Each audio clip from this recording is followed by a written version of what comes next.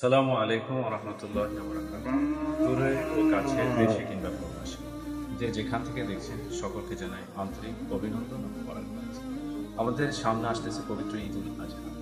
তো পবিত্র ঈদুল আজহায় আমরা সবাই যারা নিসাব পরিমাণ সম্পদের মালিক আছে তারা আসলে কোরবানি করবে ইনশাআল্লাহ। তো নিসাব পরিমাণ সম্পদের মালিক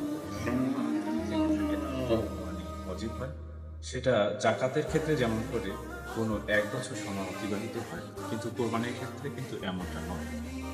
কোরবানির দিনগুলোতে যেমন 10, 11, 12 এই দিনগুলিতেও যদি কোনো ব্যক্তি নিসাব পরিমাণ সম্পদের মালিকানা অর্থাৎ মালিক হয়ে যায় তাহলেও তার অজিব। তো কোরবানি করার ক্ষেত্রে শুধু অর্থবিত্ত হলেই হবে না, এই অর্থটা পবিত্র হতে হবে। পবিত্র অর্থ ছাড়া আল্লাহ রাব্বুল আলামিনের কাছে এটা কবুল হয় না। আল্লাহ সুবহানাহু ওয়া তাআলা হচ্ছেন পবিত্র, তিনি পবিত্রতা ছাড়া কোনো কিছু করেন না।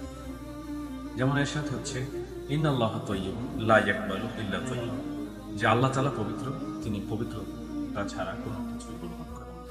এই যে কোরবানি আমরা করে থাকি, এই কোরবানির কোনো কিছুই রব্বে কারিমের দরবারে পৌঁছায় না, শুধু পৌঁছায় বান্দার অন্তরে কার কতটুকু তাকওয়া আছে।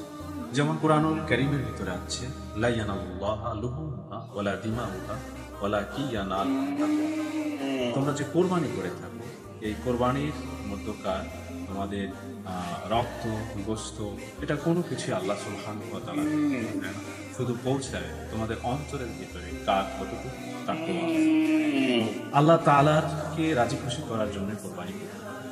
তো আল্লাহ তাআলা বলেন ইন্না সলাতি ওয়া নুসুকি ওয়া মাহইয়ায়া ওয়া মামাতি লিল্লাহি রাব্বিল আলামিন। আমার সলাত, আমার নামাজ, আমার বেঁচে থাকা, আমার মরে যাওয়া সবকিছু আল্লাহ সুবহানাহু ওয়া তাআলা।